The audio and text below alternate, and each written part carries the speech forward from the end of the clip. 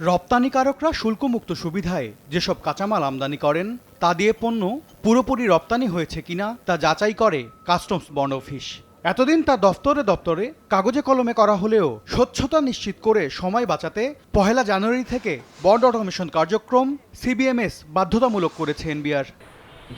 ব্যবসায়ীদের কাঙ্ক্ষিত অটোমেশন ঠিকই হয়েছে এনবিআর এর দপ্তরে, তবে কমছে ব্যবসার গতি। ইমপ্লিমেন্টেশন নিয়ে আমাদের কিছু ফ্যাক্টরি ডেফিনেটলি ইউপিতে যায় সমস্যা হচ্ছে, এটা সফটওয়্যারেও কিছু ইস্যু আছে আর সবাই পারছে না। এটা যেমন আমাদের ফ্যাক্টরি পারলো, আমরা কম্পিউটার বা আমাদের লোকজনের ভালো কিছু লাগা। অনেকগুলো ছোটো ছোটো ফ্যাক্টরি আছে যাদের অটোমেশন বা স্পেশাল কম্পিউটার ডিভিশনে হয়তো দুর্বলতা আছে। এনবিআর এর যে চাপ, এই চাপটা আমাদের জন্য ভালো একটা পজিটিভ হবে, দেশের জন্য একটা ভালো জিনিস হবে।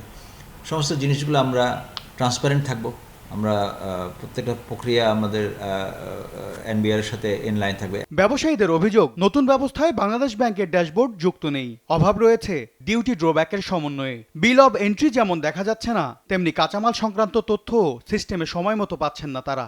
বর্তমানে ইউপির যেই সমস্যা আমরা ফেস করতেছি তার কারণে এলসি পাওয়ার পর আমাকে ব্যাক টু ব্যাক করতে হয়, এখানে লাগে 2 দিন। ব্যাক টু ব্যাক করার পর আমাকে ইউডি কালেকশন করতে হয়, সেখানে লাগে 2 থেকে 3 দিন। ইউডি কালেকশন করার পরে আমাকে ইউপির জন্য সাবমিট করি। এখন ইউপির জন্য সাবমিট করার পর আমরা 15 দিনেও আমাদের মেম্বার মেলগুলো ইউপি পাচ্ছে না। এমনকি যারা এই সফটওয়্যারটা তদারকি করতেছেন, মানে কাস্টমস কর্মকর্তারা, তারাও এই সফটওয়্যার সম্পর্কে ভালো কোনো আইডিয়া নেই।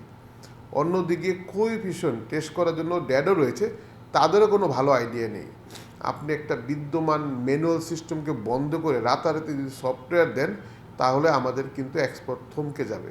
এনবিআর এর সরল স্বীকারোক্তি, ছোটখাটো সমস্যা ঠিক করতে পারলেও বড় সমস্যার তাৎক্ষণিক সমাধান নেই সংস্থাটির কাছে। টুকটাক প্রবলেম যেগুলো এগুলো থাকবে, আমাদের নলেজে আসবে, আমরা অ্যাড্রেস করব।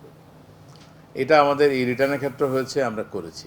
এখানে ক্ষেত্রে হবে, এটা যে কোনো আপনি ব্যবহার না করা পর্যন্ত বুঝবেন না যে এটার সমস্যাটাকে। সংশোধন পর্যন্ত বেড়ে যাওয়া ব্যবসার খরচ বহন করবে কে, এমন প্রশ্ন তুলে বিশ্লেষকরা বলছেন প্রশিক্ষিত কর্মকর্তা আর মসৃণ প্রযুক্তি না হলে অধরাই থেকে যাবে কাঙ্ক্ষিত উদ্যোগ। ব্যবসায়ীদের সাথে করে এটা একটা ট্রায়াল পিরিয়ড থাকে, যাতে করে তাদের এটা অসুবিধা হচ্ছে কিনা, কোন জায়গায় অসুবিধা হচ্ছে, কারিগরি হতে পারে, অন্যান্য হতে পারে, এগুলো নিরসন করে তারপরে সিস্টেমটাকে যদি দাঁড় করানো হয়, 1 আর 2 হলো যে যারা এগুলো এনবিআর এর দিক থেকে হ্যান্ডেল করবেন তাদেরও প্রশিক্ষণের একটা বিষয় আছে। উদ্যোগগুলি ভালো, কিন্তু আমাদের দেশে অনেক সময় পূর্ব প্রস্তুতিটা ভালো না হয় এবং বাস্তবায়নটার মধ্যে সমস্যা থাকায় ভালো জিনিসও অনেক সময় আবার এটা অন্যভাবে এটা অন্যদিকে চলে যায়। তো এই ক্ষেত্রে তো অবশ্যই আমাদের দেখতে হবে যাতে ব্যবসায়ীরা তাদের যে ব্যবসা বান্ধবভাবে এটাকে ইউজ করা, সেটা যাতে নিশ্চিত করে তখন এটা যাতে বাধ্যতামূলক করা হয়। সিবিএমএস এর মাধ্যমে অনলাইনে ইউপি দেখভালের দায়িত্বে রয়েছে